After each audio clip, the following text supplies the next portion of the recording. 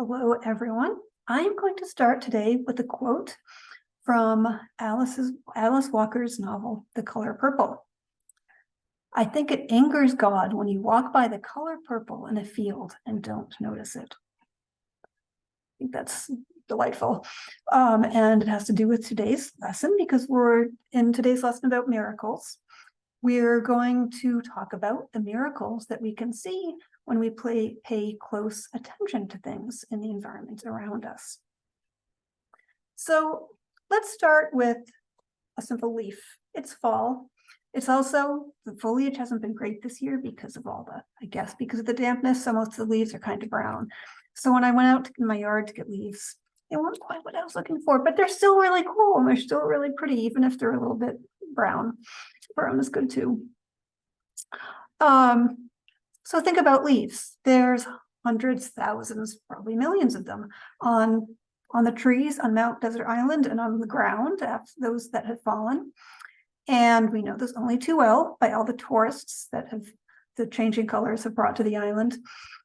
Now, usually when we look at leaves, we're looking at them all together in a mass in their multitude and kind of usually as a backdrop. But have you ever really looked closely at a single leaf? Now, it's possible you may have done so as a part of a science class, maybe, or to draw a leaf. I remember drawing leaves myself as a part of my natural science class way back when I was in 7th grade. And I also happen to be a huge fan of leaves, and autumn is my favorite time of year. So I've been known to bring in colorful and particularly pleasing leaves into the house for decoration. So let's take a look at this leaf. It's lots of colors. I said, yeah, it's not the best specimen of a fall leaf, but it's still pretty cool. It's lots of colors. And got some yellow there and some nice deep red and some browns. And I love, particularly with maple leaves, I got a birch leaf here too. You can notice the difference between them, but they both have kind of serrated edges. But I love maple leaves in particular because of the branching pattern that the veins of the leaf have. As you have one main vein, and then each one going out to the tip, and then off of that more, and off of that more. And it's very similar to the actual branches on the tree itself, right? You have the one main trunk, like this is the trunk, and then each of the veins would be all the different branches. This is more and more of them. It's very cool. And also think about all that this leaf does for the tree.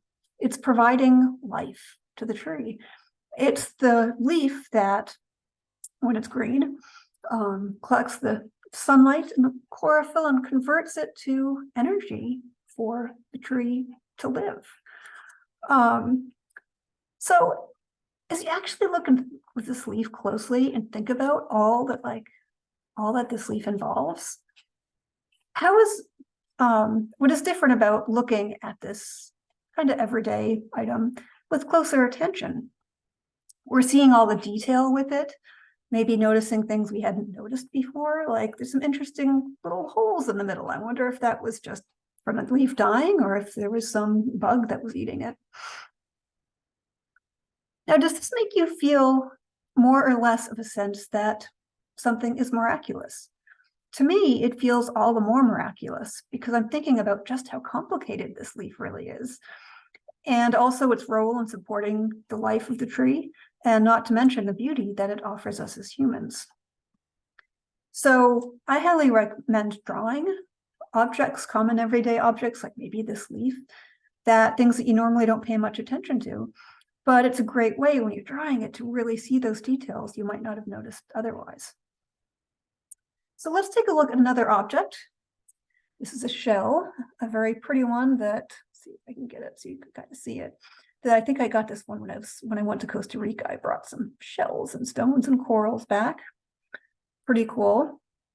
A little different than the periwinkles that we see around here, but it's the same idea, right? The spiral shell that the snail brings as it builds, as it grows.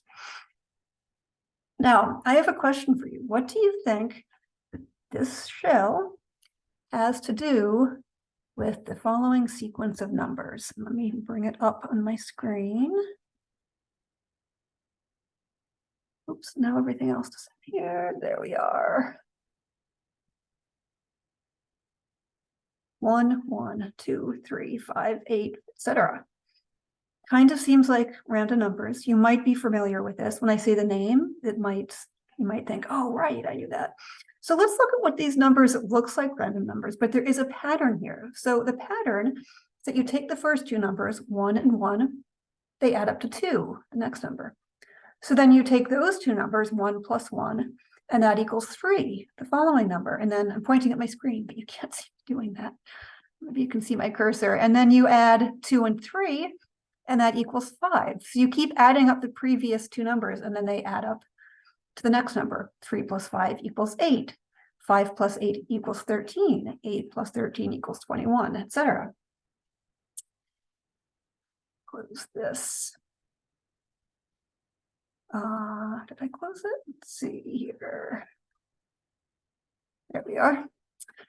So what do these numbers have to do with this shell? It's actually, these numbers are actually a really important sequence of numbers in nature. Now, in the 13th century, a mathematician named Leonardo di Pisa, who was later nicknamed Fibonacci, looked at lots of natural objects, like shells, and observed natural processes, such as the number of babies that rabbits had. And he noticed a frequent appearance of this particular sequence of numbers. So if you actually look at the way the shape is built, it's the same, like if you broke this down into blocks mathematically, you would have 1, 1, 2, 3, 5, 8 as the shell gets bigger and grows. Today, many scientists and theologians believe that much of the natural world can be understood mathematically. And this pattern of numbers that Fibonacci examined has a huge recurrence in the world around us. And I think that's pretty miraculous that this certain pattern, these certain numbers appears over and over again in the natural world around us. And I just find the intersection of mathematics and nature pretty fascinating myself. So I want to show you some additional images of things in nature that reflect this Fibonacci sequence of numbers. Share my screen again. So a nautilus shell it's sort of like the classic example of the Fibonacci sequence.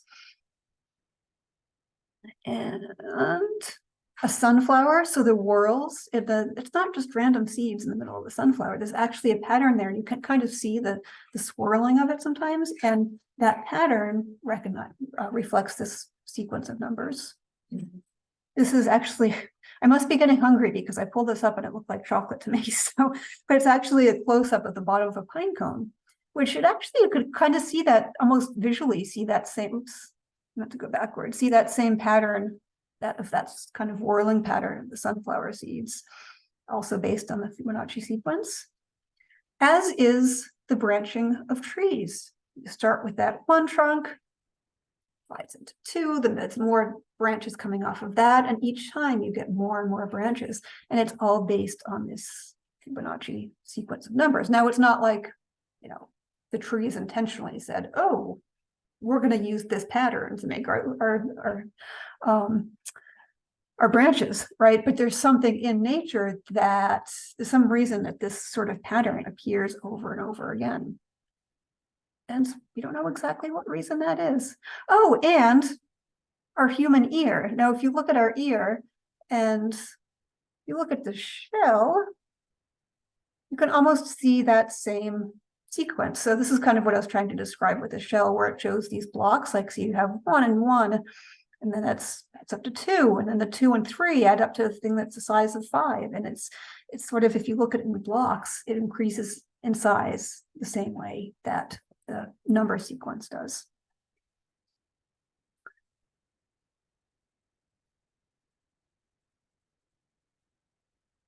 So some questions for you to think about in relation to this. So in the sequence of numbers, or in general, about like when you look at something really closely, do you see it differently?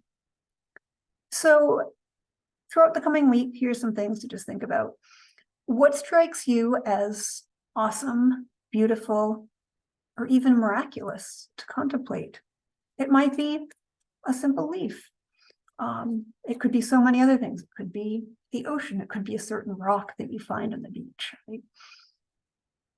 Do you think the order of nature is truly a miracle? Like the fact that these natural things are based on this number pattern, or that we can see, maybe another better way to say it is that we can see the same pattern of numbers in nature in many places.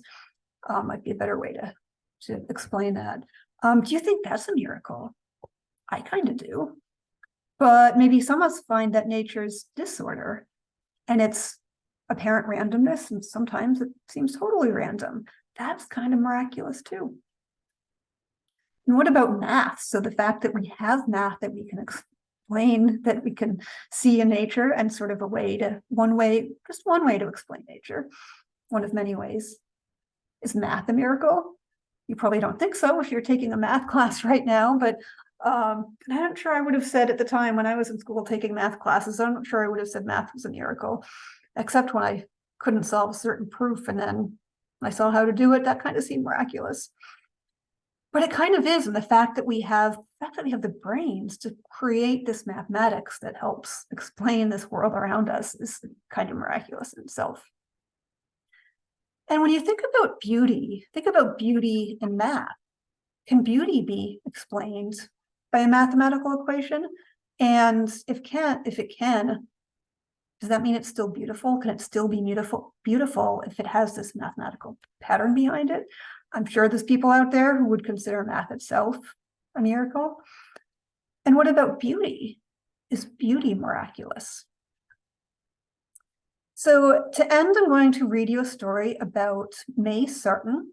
She was a poet from the 20th century. So she was born in Belgium in 1912 and died in 1995. She lived a good portion of her life, I think, in New Hampshire, and she was in York, Maine when she died. One of the main themes of her poetry is how human love is universal. And I'm not going to read some of her writings, but I'm going to tell you a little bit more about her. So this is about May Sarton. There was once an inquisitive, thoughtful girl named May. She was born in Belgium about 100 years ago.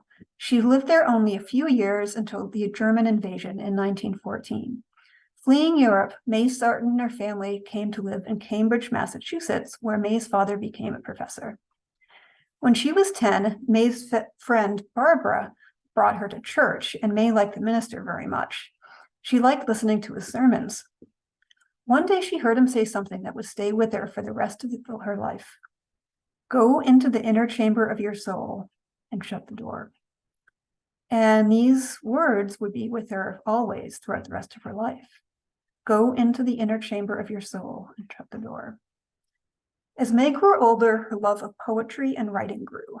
She also loved acting in theater, and once her poetry was known, she began to tour the country doing poetry readings and lectures all around the country. She traveled to Santa Fe, New Mexico, where she met and fell in love with a woman named Judith. Judith and May loved one another very much. With Judith, May felt for the first time what it meant to be at home with someone else. And May also felt that she needed to be by herself too, though. And after the death of her parents, she went to be alone to contemplate and write in a house in New Hampshire. And this comes to why we're talking about her now. It was there in the solitude of that house in New Hampshire that she could do what that minister had told her so long ago to do. She could go into the inner chambers of her soul. And that is what she did. Her book, Journal of Solitude, which I want to read, which she wrote there during that time in New Hampshire, she wrote, I am here alone for the first time in weeks to take up my real life, reals in quotes, life again at last. Without the interruptions, nourishing and maddening, this life would become arid. Yet I taste it fully only when I'm alone. And this is something that kind of resonates to me. But think about it, that time when you're alone, you're able to think about things and focus on more in your inner soul in a way that you can't when you're with other people. When May was alone, she was free to look deeply into her life. She explored inside of herself. She paid close attention to what she was thinking and feeling. Her quiet noticing brought her to joyful understanding, revelations about herself, her life, and life itself. May wrote, if one looks long enough at almost everything, looks with absolute attention at a flower, a stone, the bark of a tree, grass, snow, a cloud, something like revelation takes place. It's in these words that in which she directs us to look with absolute attention that we focus on today. If we look at anything deeply in nature, any part of life, we can see within it a miracle unfolding, or the whisper of a miracle already unfolded. And same way, if we pay close attention to ourselves, we can have revelations about ourselves and see the miracle that each one of us is as well. So like May Sarton, by paying close attention, we may find miracles. They're all around us, just waiting to be seen and waiting to be revealed if we look. That is all for today. See you next time.